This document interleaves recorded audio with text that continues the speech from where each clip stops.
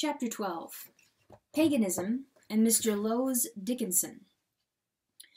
Of the new paganism, or neo-paganism, as it was preached flamboyantly by Mr. Swinburne or delicately by Walter Pater, there is no necessity to take any very grave account, except as a thing which left behind it incomparable exercises in the English language. The new paganism is no longer new, and it never at any time bore the smallest resemblance to paganism. The ideas about the ancient civilization which it has left loose in the public mind are certainly extraordinary enough. The term pagan is continually used in fiction and light literature as meaning a man without any religion, whereas a pagan was generally a man with about half a dozen. The pagans, according to this notion, were continually crowning themselves with flowers and dancing about in an irresponsible state, whereas if there were two things that the best pagan civilization did honestly believe in, they were a rather too rigid dignity and a much too rigid responsibility. Pagans are depicted as above all things inebriate and lawless, whereas they were above all things reasonable and respectable. They are praised as disobedient when they had only one great virtue, civic obedience. They are envied and admired as shamelessly happy when they had only one great sin, despair. Mr. Lowes Dickinson, the most pregnant and provocative of recent writers on this and similar subjects, is far too solid a man to have fallen into this old error of the mere anarchy of paganism. In order to make hay of that Hellenic enthusiasm, which has as its ideal mere appetite and egotism, it is not necessary to know much philosophy, but merely to know a little Greek. Mr. Lowes Dickinson knows a great deal of philosophy, and also a great deal of Greek, and his error, if error he has, is not that of the crude hedonist, but the contrast which he offers between Christianity and paganism in the matter of moral ideals, a contrast which he states very ably in a paper called How Long Halt Ye, which appeared in the Independent Review, does, I think, contain an error of a deeper kind. According to him, the ideal of paganism was not, indeed, a mere frenzy of lust and liberty and caprice, but was an ideal of full and satisfied humanity. According to him, the ideal of Christianity was the ideal of asceticism.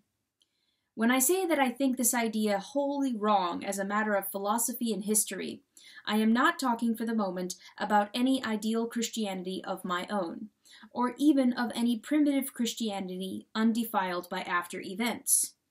I am not, like so many modern Christian idealists, basing my case upon certain things which Christ said. Nor am I, like so many other Christian idealists, basing my case upon certain things that Christ forgot to say. I take historic Christianity with all its sins upon its head. I take it, as I would take Jacobinism or Mormonism or any other mixed or unpleasing human product, and I say that the meaning of its action was not to be found in asceticism. I say that its point of departure from paganism was not asceticism. I say that its point of difference with the modern world was not asceticism. I say that St. Simeon Stylites had not his main inspiration in asceticism. I say that the main Christian impulse cannot be described as asceticism, even in the ascetics. Let me set about making the matter clear. There is one broad fact about the relations of Christianity and paganism which is so simple that many will smile at it, but which is so important that all moderns forget it. The primary fact about Christianity and paganism is that one came after the other. Mr. Lowes Dickinson speaks of them as if they were parallel ideas, even speaks as if paganism were the newer of the two, and the more fitted for a new age. He suggests that the pagan ideal will be the ultimate good of man. But if that is so, we must at least ask with more curiosity than he allows for, why it was that man actually found his ultimate good on earth under the stars and threw it away again. It is this extraordinary enigma to which I propose to attempt an answer. There is only one thing in the modern world that has been face to face with paganism. There is only one thing in the modern world which, in that sense, knows anything about paganism, and that is Christianity. That fact is really the weak point in the whole of that hedonistic neo-paganism of which I have spoken. All that genuinely remains of the ancient hymns or the ancient dances of Europe, all that has honestly come to us from the festivals of Phoebus or Pan, is to be found in the festivals of the Christian Church. If any one wants to hold the end of a chain which really goes back to the heathen mysteries, he had better take hold of a festoon of flowers at Easter or a string of sausages at Christmas. Everything else in the modern world is of Christian origin, even everything that seems most anti-Christian. The French Revolution is of Christian origin. The newspaper is of Christian origin. The anarchists are of Christian origin. Physical science is of Christian origin. The attack on Christianity is of Christian origin. There is one thing and one thing only in existence at the present day which can, in any sense, accurately be said to be of pagan origin, and that is Christianity. The real difference between paganism and Christianity is perfectly summed up in the difference between the pagan or natural virtues and those three virtues of Christianity which the Church of Rome calls virtues of grace. The pagan or rational virtues are such things as justice and temperance, and Christianity has adopted them. The three mystical virtues which Christianity has not adopted but invented are faith, hope, and charity. Now, much easy and foolish Christian rhetoric could easily be poured out upon those three words, but I desire to confine myself to the two facts which are evident about them. The first evident fact, in marked contrast to the delusion of the dancing pagan, the first evident fact, I say, is that the pagan virtues, such as justice and temperance, are the sad virtues, and that the mystical virtues of faith, hope, and charity are the gay and exuberant virtues. And the second evident fact, which is even more evident, is the fact that the pagan virtues are the reasonable virtues, and that the Christian virtues of faith, hope, and charity are, in their essence, as unreasonable as they can be. As the word unreasonable is open to misunderstanding, the matter may be more accurately put by saying that each one of these Christian or mystical virtues involves a paradox in its own nature, and that this is not true of any of the typically pagan or rationalist virtues. Justice consists in finding out a certain thing due a certain man and giving it to him. Temperance consists in finding out the proper limit of a particular indulgence and adhering to that. But charity means pardoning what is unpardonable, or it is no virtue at all. Hope means hoping when things are hopeless, or it is no virtue at all. And faith means believing the incredible, or it is no virtue at all. It is somewhat amusing, indeed, to notice the difference between the fate of these three paradoxes in the fashion of the modern mind. Charity is a fashionable virtue in our time. It is lit up by the gigantic firelight of Dickens. Hope is a fashionable virtue today. Our attention has been arrested for it by the sudden and silver trumpet of Stevenson. But faith is unfashionable, and it is customary on every side to cast against it the fact that it is a paradox. Everybody mockingly repeats the famous childish definition that faith is the power of believing that which we know to be untrue. Yet it is not one atom more paradoxical than hope or charity. Charity is the power of defending that which we know to be indefensible. Hope is the power of being cheerful in circumstances which we know to be desperate. It is true that there is a state of hope which belongs to bright prospects and the morning, but that is not the virtue of hope. The virtue of hope exists only in earthquake and eclipse.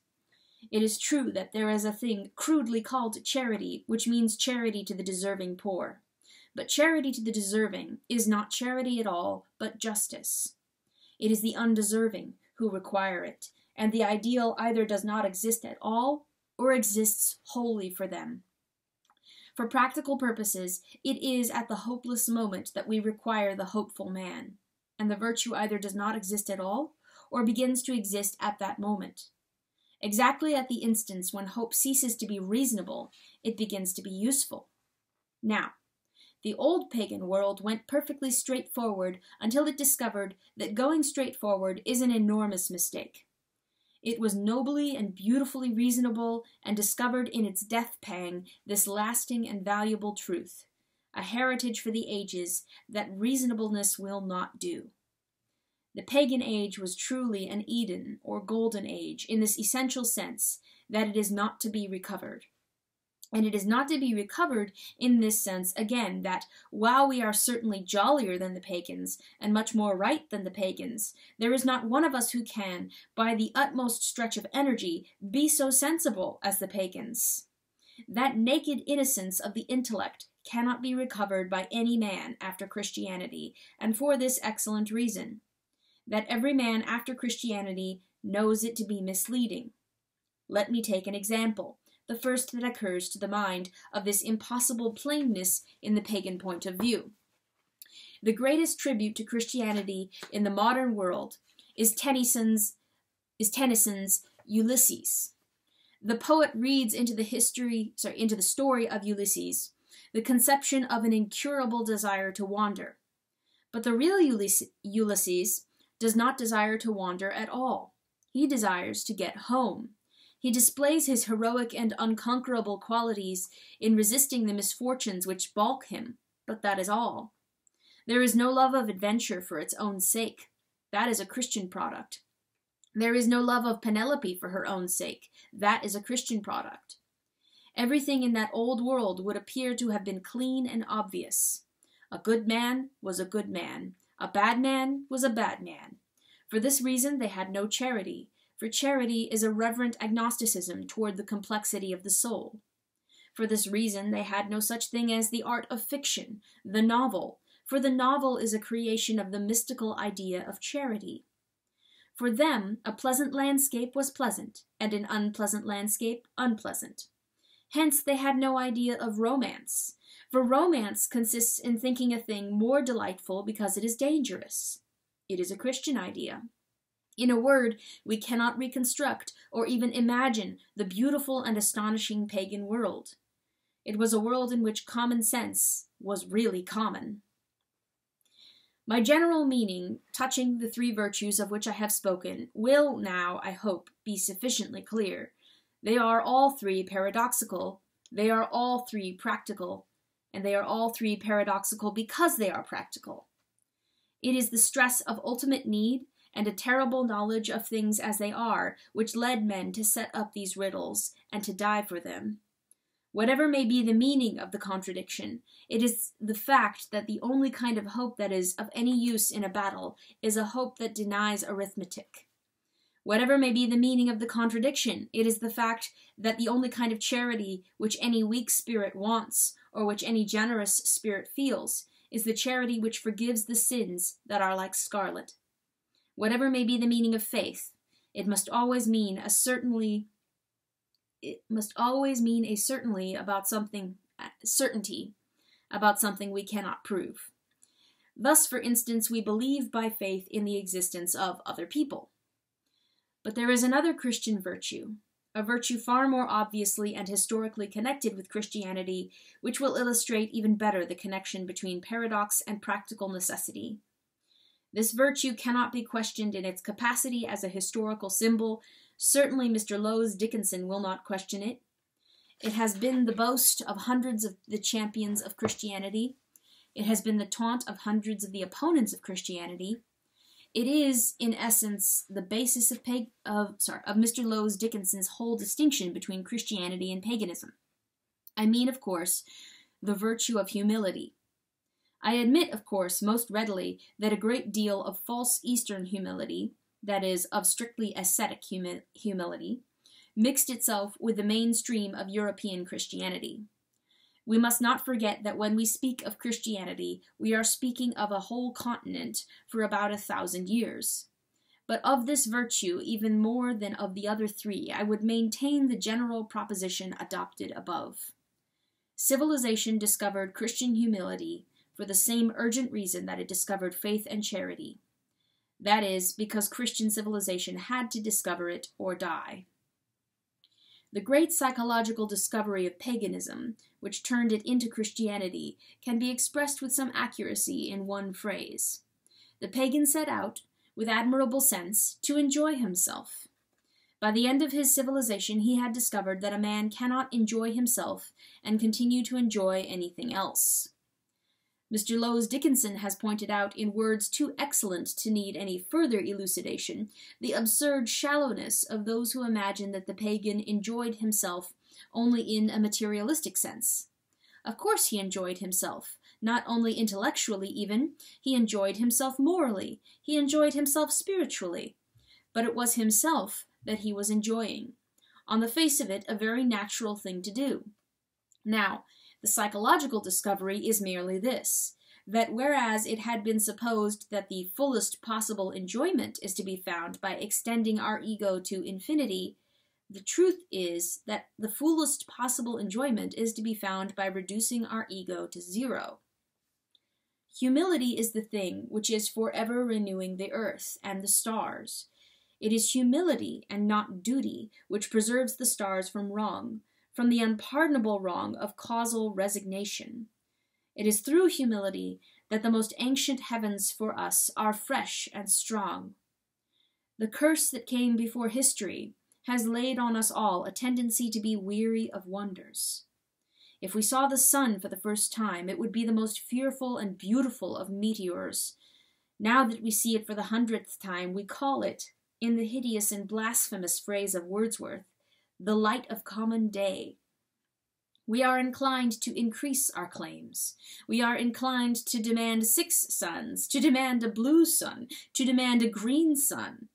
Humility is perpetually putting us back in the primal darkness.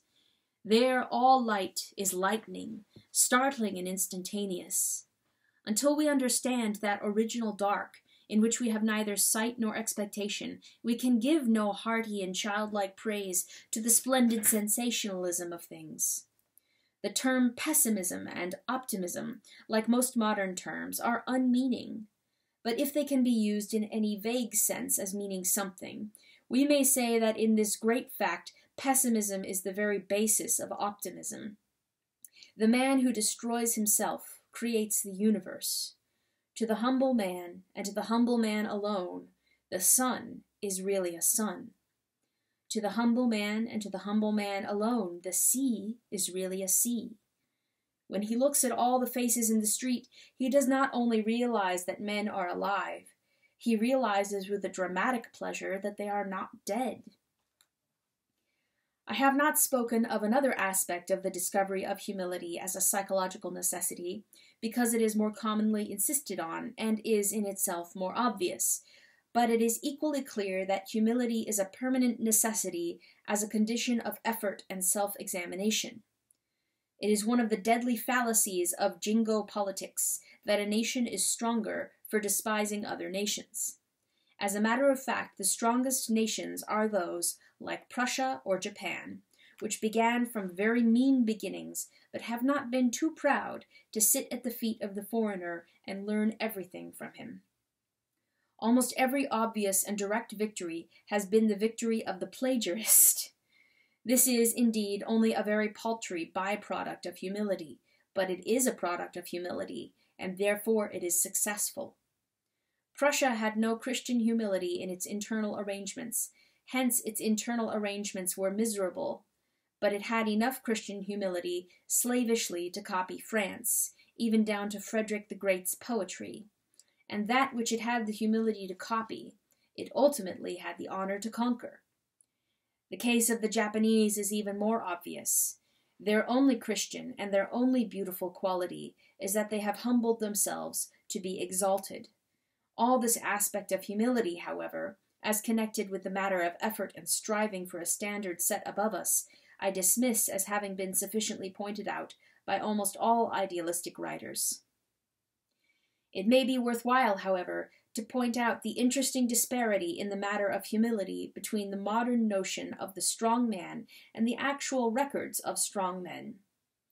Carlyle objected to the statement that no man could be a hero to his valet. Every sympathy can be extended towards him in the manner if he merely or mainly meant that the phrase was a disparagement of hero worship. Hero worship is certainly a generous and human impulse. The hero may be faulty, but the worship can hardly be.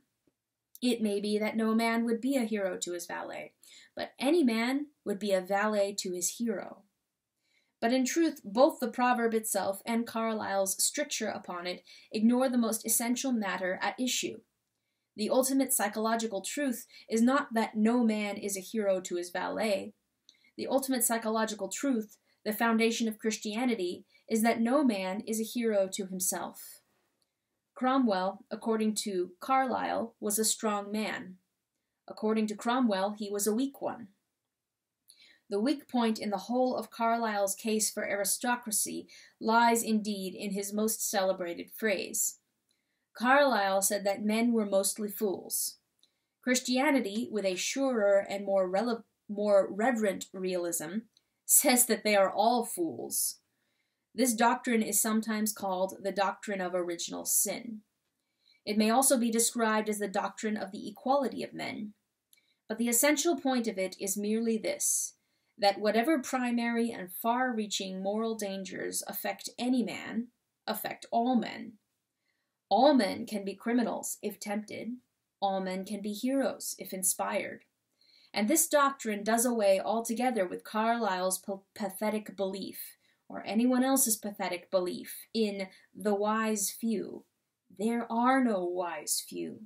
Every aristocracy that has ever existed has behaved, in all essential points, exactly like a small mob. Every oligarchy is merely a knot of men in the street. That is to say, it is very jolly, but not infallible. And no oligarchies in the world's history have ever come off so badly in practical affairs as the very proud oligarchies. The oligarchy of Poland, the oligarchy of Venice, and the armies that have most swiftly and suddenly broken their enemies in pieces have been the religious armies. The Moslem armies, for instance, or the Puritan armies. And a religious army may, by its nature, be defined as an army in which every man is taught not to exalt, but to abase himself. Many modern Englishmen talk of themselves as the sturdy descendants of their sturdy Puritan fathers. As a fact, they would run away from a cow. If you asked one of their Puritan fathers, if you asked Bunyan, for instance, whether he was sturdy, he would have answered with tears that he was as weak as water. And because of this, he would have borne tortures. And this virtue of humility, while being practical enough to win battles, will always be paradoxical enough to puzzle pedants. It is at one with the virtue of charity in this respect. Every generous person will admit that the one kind of sin which charity should cover is the sin which is inexcusable, and every generous person will equally agree that the one kind of pride which is wholly damnable is the pride of the man who has something to be proud of. The pride which, proportionally speaking, does not hurt the character is the pride in things which reflect no credit on the person at all. Thus it does a man no harm to be proud of his country, and comparatively little harm to be proud of his remote ancestors. It does him more harm to be proud of having made money, because in that he has a little more reason for his pride. It does him more harm still to be proud of what is nobler than money, intellect, and it does him most harm of all to value himself for the most valuable thing on earth, goodness. The man who is proud of what is really creditable to him is the Pharisee, the man whom Christ himself could not forbear to strike. My objection to Mr. Lowes Dickinson and the reasserters of the pagan ideal is, then, this. I accuse them of ignoring definite human discoveries in the moral world, discoveries as definite, though not as material, as the discovery of the circulation of the blood. We cannot go back to an ideal of reason and sanity, for mankind has discovered that reason does not lead to sanity. We cannot go back to an ideal of pride and enjoyment, for mankind has discovered that pride does not lead to enjoyment. I do not know by what extraordinary mental accident modern writers so constantly connect the idea of progress with the idea of independent thinking. Progress is obviously the antithesis of independent thinking. For under independent or individualistic thinking, every man starts at the beginning and goes, in all probability, just as far as his father before him. But if there really be anything of the nature of progress, it must mean, above all things, the careful study and assumption of the whole of the past. I accuse Mr. Lowes Dickinson and his school of reaction in the only real sense. If he likes, let him ignore these great historic mysteries, the mystery of charity, the mystery of chivalry, the mystery of faith. If he likes, let him ignore the plough or the printing press. But if we do revive and pursue the pagan ideal of a simple and rational self-completion, we shall end where paganism ended. I do not mean that we shall end in destruction. I mean that we shall end in Christianity.